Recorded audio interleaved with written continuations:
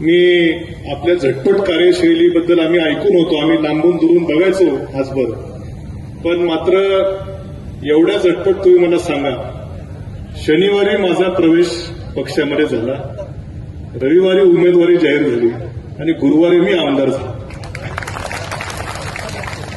म्हणजे आपल्या झटपट कार्यशैलीबद्दल आम्ही ऐकून होतो, त्याचा अनुभव राहुरीकरांनी त्या ठिकाणी घेतलेला आहे.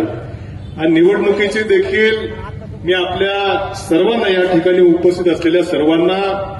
आवर्जून सांगू इच्छितो की तिकीट मिळण्यापासून पुढच्या अर्ज भरण्याची प्रक्रिया असेल आणि अर्ज काढण्याचा दिवस असेल, तो तुम्ही टीव्हीवरती बघितला असेल.